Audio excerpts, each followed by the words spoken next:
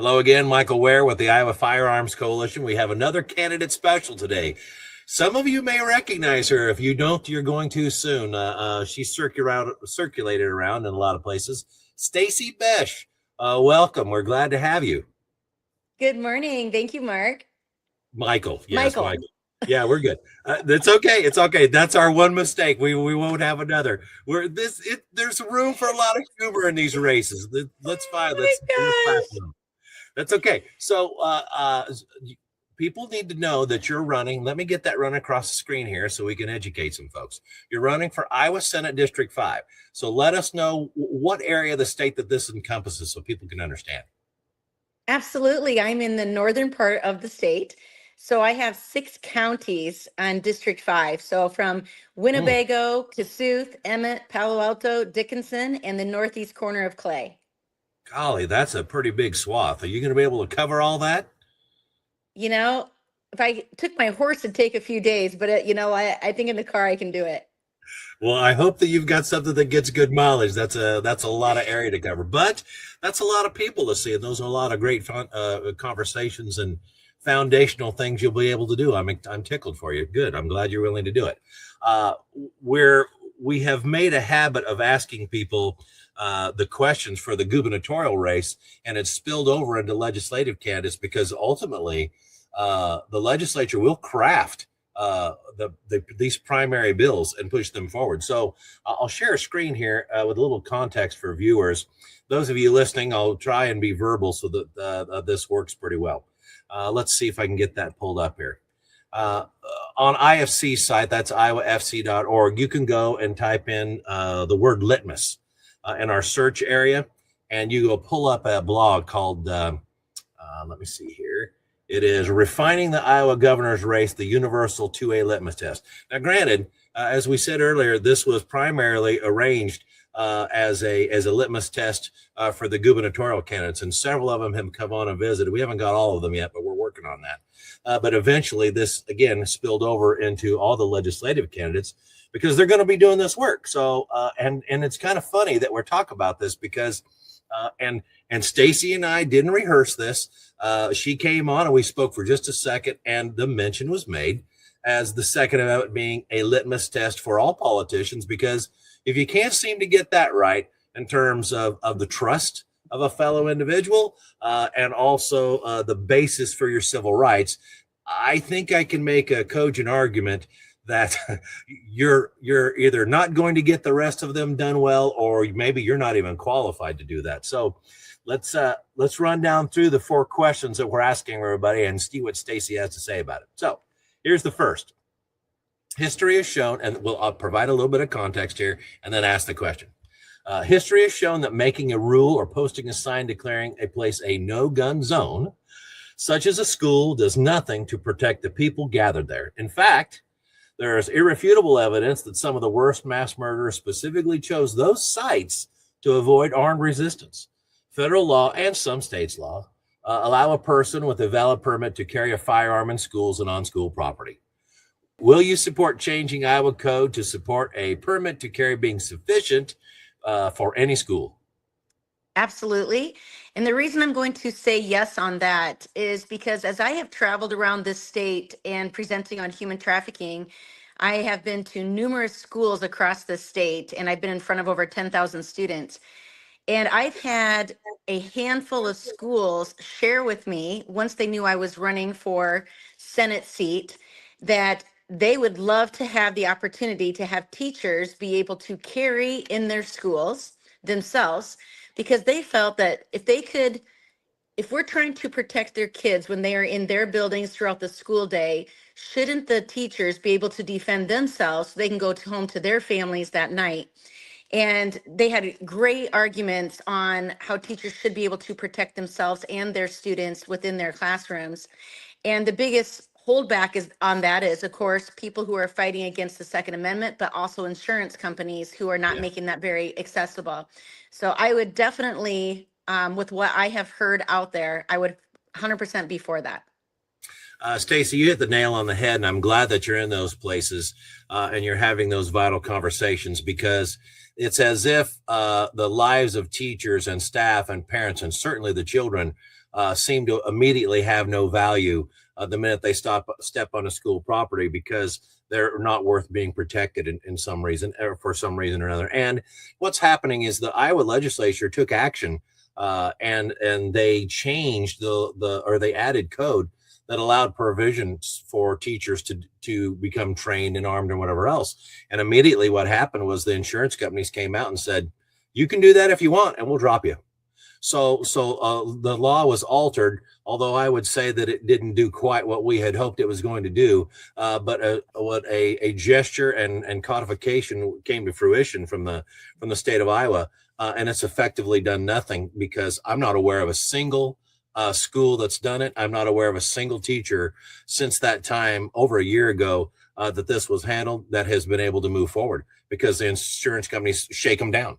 So if we change the Iowa code to reflect anybody can do this regardless of who you are, what's the insurance company going to say? Oh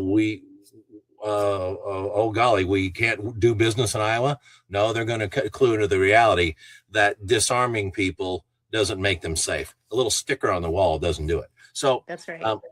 Let me move forward to the second question here because I want to get through these, and then I want to hear from you, Stacy, about what else we need to know about you. So I'll try and be expeditious here. Okay. Okay. When an employer bans the possession of a firearm or ammunition in a private vehicle on employer property, employees must face a choice of risking dismissal by ignoring the rule or being disarmed from the time they leave home until they return, no matter how long their commute or how many other places they need to visit. IFC believes that the proper place to draw the line between the rights of employers and the rights, including the expectation of privacy and the right to be armed in self-defense, is at the locked door of a private vehicle. The laws of 26 other states agree. The question is, will you support legislation to protect Iowans from the de facto firearm ban on private and public employer parking lots? The answer is 100% yes again. And I do believe in whether it be in your locked home or your, on your private property or your car, which is your private property as well. Because I've had, again, numerous people tell me, when I've been in this position myself, dropping kids off at school. And, if you want to be able to carry, then I'm not able to drop my kids off at school is what I've heard people, saying to me. And of course, with myself, when I want to go to schools to go present, am I not allowed then? Of course, I can't have my vehicle, have myself armed or be able to defend myself as I travel across the state. So I think it's really, really important that we get back to allowing us to be able to defend ourselves, whether we're on the road or we're in our, property or wherever we want to be. So I 100% agree with that, Michael. And I think there's some ways that we can do that. I grew up in the era where we had all these farm trucks sitting in the parking lot of school with rifles in the back window. And so to me, we didn't have an issue. And most of those vehicles back then, they weren't even locked. So why are we making this such a vast, big decision when it was very normal and everybody was very compliant and we knew that people were protected? It seems simple to me, but these ideas need to be fleshed out. They need to be exposed. They need to be discussed. And I appreciate candidates that are willing to talk about them. So I think that's where it starts. We've been working on this for a long time, and we're pushing these items forward. So the third question here is, or here's the context for the third question. Since 1934, federal law has tightly regulated, but does not prohibit the private ownership of machine guns, suppressors, short-barreled rifles, shotguns, destructive devices, explosive, etc. Iowa law terms these offensive weapons.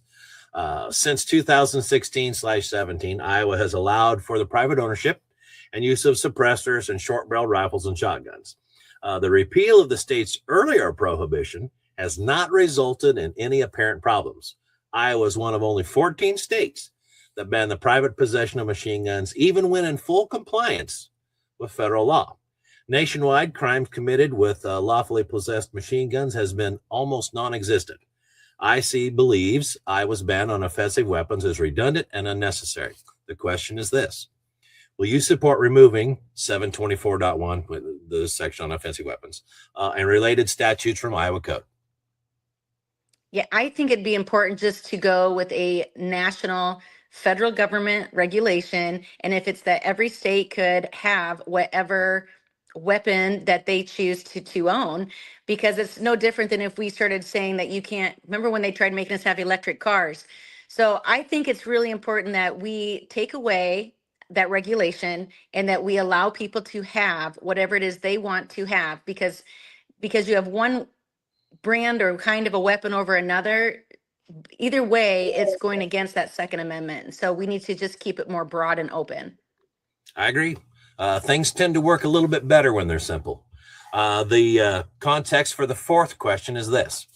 The Iowa Firearms Coalition advocates for the creation of a specially Gadsden flag license plate in Iowa, symbolizing Second Amendment rights and the opposition to government overreach. The plate is intended to be a voluntary funding mechanism for 2A educational programs through an additional fee. Despite passing the Iowa House with bipartisan support 2 years consecutively, the measure failed in the Senate, prompting the IFC to urge Iowans to contact their legislators in support of the plate, which they see as a reflection of the will of the people, especially following the passage of the state's Freedom Amendment, which was our right to bear arms, keep and bear arms. The historical "Don't Tread on Me" motto of the Gadsden flag is highlighted as a powerful statement against government intrusion. The question is this: will you support the Gadsden plate legislation that directly and voluntarily funds 2A education, safety, and training? The answer is 100% yes again, because why not have more education and training? And I also believe this: you have license plates out there for everything. And why wouldn't we want to see a license plate out there? Because I would want those people to be my best friend. That's who I'd probably want to drive by on the interstate, because you know that those people not only believe in our constitutional rights, but they're also probably caring, and they would be the first to help defend you or help you out. So I would like people to know out there that these are not scary people that are trying to protect the Second Amendment. These are people who are trying to protect you. And I think it's really important that that license plate will probably do more for not only education, but for awareness, to show that there's a lot more good people out there than bad. Fantastic. I love it. Now, thank you for answering those questions. Here's what I want to share. So for folks out there who are watching, this will pop up.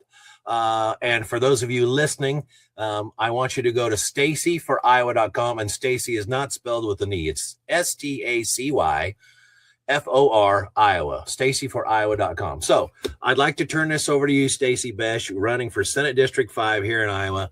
Let us know a little bit about you and give us a little bit of extra context and some insight into who you are and why you're running. Can you do that, please? Absolutely. Thanks, Michael. Yeah, so, I always want people to know that I consider myself a patriot, not a politician. Politicians are a dime a dozen, and I truly love this country. I love this state. My dad's a Vietnam War veteran, and so I grew up with guns in the household as well. But I've been traveling for the last 3 years, and as a volunteer for Team Iowa, trying to bring awareness on human trafficking. And mainly because I was clueless, like many people out there that are maybe listening, that I had no idea the dangers, how vast it was, and how it's become a #1 business here in the United States. It's linked to child pornography and child trafficking. Well, throughout that journey of 3 years now, traveling all over the state, I've learned so many things. Again, from how in the schools, how can we, protect ourselves with the Second Amendment, to just really protecting life. And protecting life is, these kids and adults do not deserve to be in modern day slavery. That's what, that is what human trafficking is all about. And so that kind of gets me to, to back up here a little bit. I have done over 225 presentations across the state. I've been in front of over 30,000 people. And I'm not saying that to brag. I'm telling you, I have a lot more work to do. But it opened my eyes to realize we need more good people rising up. It's more than just doing what I'm doing. It's saying, how can I make a difference at that state capitol? And I really do believe that, God's bringing a lot of people to this state capitol so that we can turn this thing around. Now, when I talk about protecting life, it first starts when I talk about human trafficking, but I am 100% pro-life. I believe in life from conception to natural death. And I know that, euthanasia is potentially on the table here in Iowa because it just passed in Illinois. And I always kind of encompass this, is that I will be the first one to always not only defend pro-life, I will also defend your right to defend yours. And that's why I'm so much for the Second Amendment, because it is about protecting life. And when it comes down to just looking at those constitutional and Bill of Rights, it is not by mistake that our founding fathers put it as number 2, right behind number 1, which I will always defend, is your right to freedom of speech. And we have so many people, and I know you will, people will, when they hear this, you will automatically think of the ones that are touting and yelling and shouting, and they think everything that conservatives say is hate. There's nothing that we say is hate. It's just that you don't appreciate the right to freedom of speech as much as we do. And I think that we got to get back to those fundamentals. So when somebody asks me who I am or why I'm running, it's because I feel that there was this nudge inside me to do more. And if it's not me, then who? How many out there listening that you can truly make a difference and an impact? And I didn't probably value the history, that my history class in high school, as much as I should have today. But today, when I look back at what our founding fathers did and the foresight that they had about protecting our freedoms in this country, we need people to rise up to say, I want to carry that legacy on. So I would ask anybody listening, we need to fight for those rights and those freedoms, or we will continue to be living in slaves, and we will have so much government overreach that you will no longer be allowed to do anything. So let's rise up and let's stand up. And that's really about who I am. And I'm in a very rural community. I grew up in a very tiny town called Sexton, right outside of Algona. So I'm a small town girl. I can literally say that. Grew up baling hay and detasseling corn.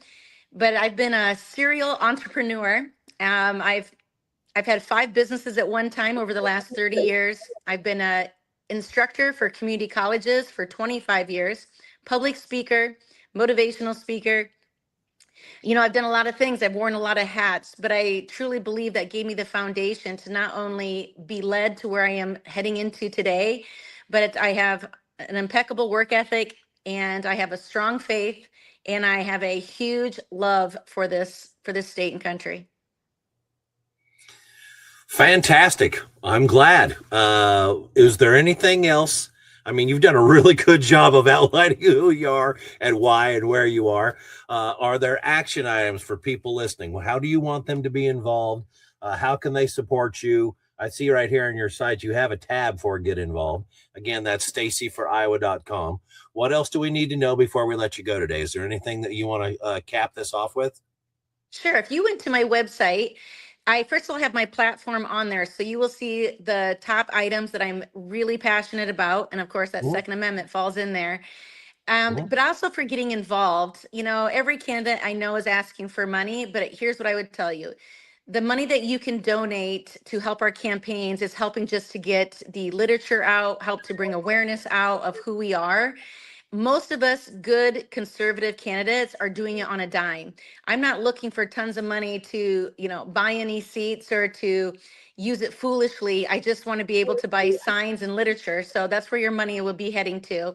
But also you can get involved by, if there's anybody listening and you would like to host a meet and greet in any one of those 6 counties, I will come. I would love to come and introduce myself, meet your friends and your family and neighbors.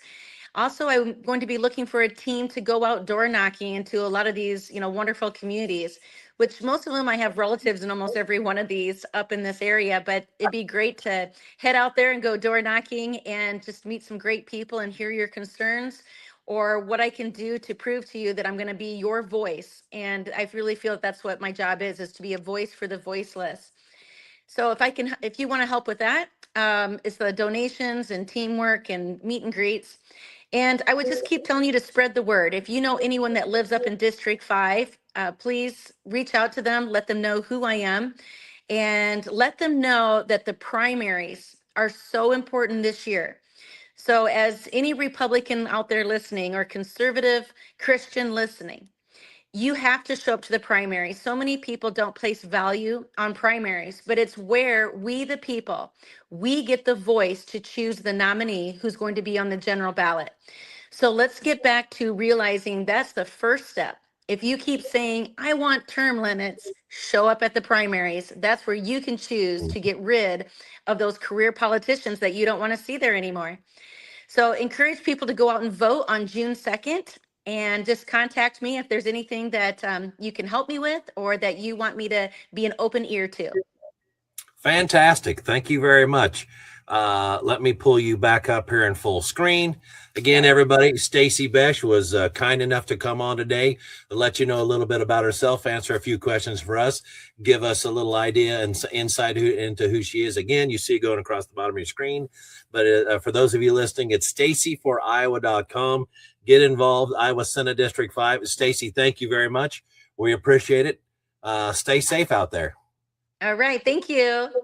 Bye.